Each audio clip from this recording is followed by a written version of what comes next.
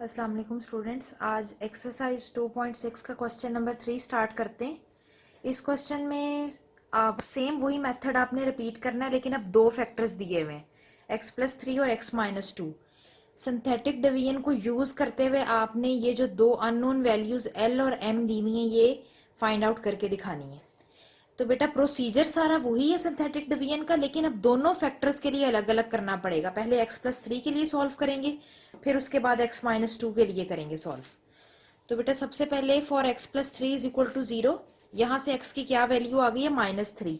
इस -3 वैल्यू के लिए आप कोफिशिएंट्स को, जैसे आपने सिंथेटिक डिवीजन का मेथड सीखा है प्रीवियस 2 क्वेश्चंस में, सेम वैसे ही आप यूज करते हुए इसको डिवाइड करेंगे और फिर वहां से क्वोशंट और रिमाइंडर फाइंड आउट करेंगे। तो बेटे ये देखें, ये जो आपका गिवन पॉलिनोमियल है उसके कोफिशिएंट्स लिखे हुए, एक्स क्यूब का कोफिशिएंट 1, एक्स स्क्वायर का कोफिशिएंट 4, एक्स का कोफिशिएंट 2l और कांस्टेंट वाली लास्ट टर्म x⁻0 का कोफिशिएंट m लिखा हुआ है। अब हमने -3 से प्रोसीजर स्टार्ट करना है। फर्स्ट टर्म वैसे ही नीचे आ गई, 1 -3 से मल्टीप्लाई होकर इधर लिख दिया -3 4 के नीचे। 4 -3 जब आपस में सॉल्व किए तो 1 आंसर आता है। ये 1 दोबारा से -3 से मल्टीप्लाई होगा और फिर नेक्स्ट नंबर के नीचे लिखेंगे। उन दोनों को आपस में सब्ट्रैक्ट किया तो 2l -3 इधर आ गया। अब ये 2l -3 फिर से -3 से मल्टीप्लाई होके m के नीचे लिख दिया। इन दोनों को सब्ट्रैक्ट किया, m-3 इंटू 2l -3। अब देखना ये है रिमाइंडर क्या है और क्वोशंट क्या है। जैसे कि बेटा मैंने आपको प्रीवियस लेक्चर में बताया है, हमेशा लास्ट टर्म आपकी रिमाइंडर की होती है और उससे प्रीवियस सारी टर्म्स मिलके आपका क्वोशंट बनाती हैं। और वो टर्म्स क्या होती हैं, क्वोशंट में पड़े हुए वेरिएबल्स के कोफिशिएंट्स होते हैं वो। ठीक है, तो ये देखिए रिमाइंडर क्या आ गया, m-3 टाइम्स 2l -3। जबकि क्वोशंट देखें, ये लास्ट टर्म है, ये उससे पिछली टर्म, ये उससे पिछली टर्म।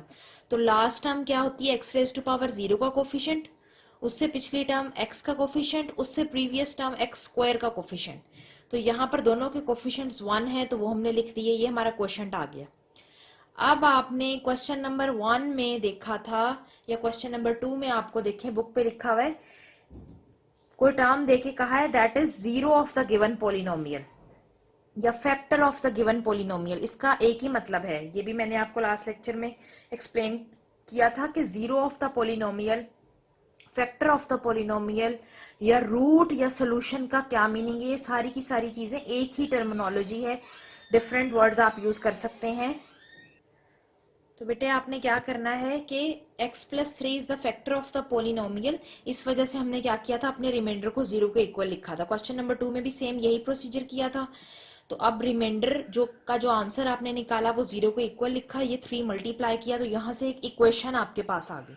अब ये इक्वेशन कैसी है, इस इक्वेशन में x वेरिएबल नहीं मौजूद, बल्कि m और l कोई दो कॉन्स्टेंट्स हैं जिनकी वैल्यूज आपने फाइंड आउट करनी है।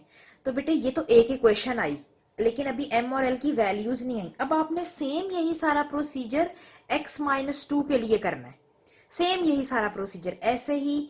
जब 0 के इक्वल लिखेंगे x की वैल्यू 2 आएगी, वो 2 वैल्यू से आप सिंथेटिक डिवीजन करेंगे और आंसर कैलकुलेट करेंगे।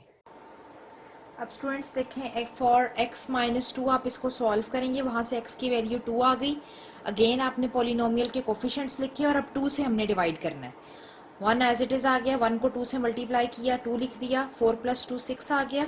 6 को फिर 2 से मल्टीप्लाई किया, नेक्स्ट टर्म के नीचे लिखा 12 आ गया। इन दोनों को सम अप किया, इस टर्म को फिर से 2 से मल्टीप्लाई करके m के नीचे लिखा और उनको ऐड करके लिख दिया।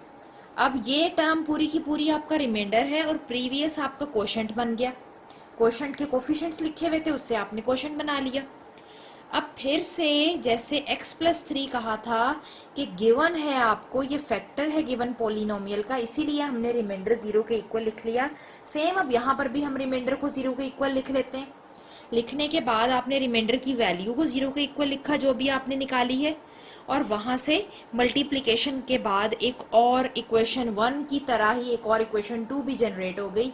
ये इक्वेशन कैसी है, इसमें भी x वेरिएबल नहीं है बल्कि दो कांस्टेंट्स, दो अननोन कांस्टेंट्स। कौन कौन से, m और l आपके पास आ गए। आपने अब इक्वेशन 1, अब आपके सवाल का सिंथेटिक डिवीजन वाला प्रोसीजर हो गया खत्म। अब क्या प्रोसीजर रह गया, अब आपने इक्वेशन 1 और 2 को पिक करना है, उन दोनों को आपस में सॉल्व करके m और l की वैल्यू निकाल लेंगे। सिंथेटिक डिवीजन का इतना ही काम था। आपने क्या किया इस क्वेश्चन में, मैं फिर से रिपीट कर रही हूँ, आपने पहले x+3 वाला फैक्टर उठाया, वहां से x की वैल्यू -3 के लिए सिंथेटिक डिवीजन की, सिंथेटिक डिवीजन करके रिमाइंडर से एक इक्वेशन आ गई। फिर आपने दूसरा फैक्टर उठाया, सेम वही प्रोसीजर रिपीट किया, वहां से एक सेकेंड इक्वेशन आ गई। अब सिंथेटिक डिवीजन को हम छोड़ देंगे, हम अपनी दोनों इक्वेशंस जो आई हैं उनको लिख के आपस में सॉल्व करके जो चीज उसने आपसे मांगी है, मतलब m और l की वैल्यूज, वो कैलकुलेट कर लेंगे। अब देखिए स्टूडेंट्स, ये दो इक्वेशंस थी जो आपके पास दोनों फैक्टर्स को सॉल्व करने से रिमाइंडर की वजह से आई थी। हमने अब करना क्या है, इन दोनों इक्वेशंस को आपस में सब्ट्रैक्ट करना है। तो सब्ट्रैक्टिंग इक्वेशन 1 और 2, आप दोनों इक्वेशंस को लिखें, एक इक्वेशन के साइन रिवर्स करें, क्योंकि हम सब्ट्रैक्शन कर रहे हैं। अब हम देखेंगे कैंसलेशन किन किन टर्म्स की होती है। कैंसिल आउट करके जो आंसर बचेगा वो आपको किसी एक अननोन कांस्टेंट की वैल्यू देगा। देखिए बेटा, अब ये m वाली टर्म्स के ऑपोजिट साइंस थे, ये दोनों कैंसिल आउट हो गई, रिमेनिंग दोनों सम अप होके -10l और 9 - 24 का आंसर -15 आ गया। अब 15 को अगर आप इक्वालिटी के दूसरी तरफ लेके जाएंगे तो उसका साइन रिवर्स हो जाएगा। नेक्स्ट स्टेप में क्या करें, -10 भी इधर लाके डिवाइड कर दें। जब इसको आप सॉल्व करेंगे तो -3/2 आपका आंसर आ गया, किसका, l का। एक आंसर तो अननोन वैल्यू का आ गया। अब आप क्या करें, ये l की वैल्यू अपनी इक्वेशन 1 या 2 में से किसी एक में पुट कर दें, वहां से m का आंसर भी आ जाएगा।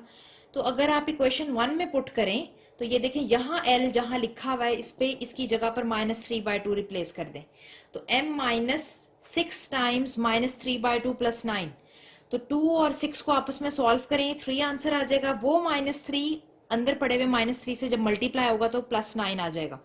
दोनों 9 एड अप हो गए, आपको 18 आंसर देंगे, तो m की वैल्यू -18 आ गई। आपके क्वेश्चन में जो चीज उसने आपसे डिमांड की थी वो यही थी, आपने m और l की वैल्यूज फाइंड आउट करके देनी थी। तो बेटा आपने वो दोनों फाइंड आउट कर ली हैं, लेकिन आपको किस चीज की हेल्प लेनी थी, सिंथेटिक डिवीजन की हेल्प लेनी थी। तो बहुत इजी प्रोसीजर है। क्वेश्चन नंबर 2 में भी आपने सेम इन्हीं स्टेप्स को फॉलो करना है। ऐसे ही आपने बारी बारी दोनों फैक्टर्स के लिए सिंथेटिक डिवीजन करके वहां से दो इक्वेशंस जनरेट करनी है, उन दोनों इक्वेशंस को आपस में सॉल्व करेंगे तो बेटा अननोन जो उसने आपसे पूछी हुई है टर्म्स, उनकी वैल्यूज आ जाएंगी, उनके आंसर्स आ जाएंगे।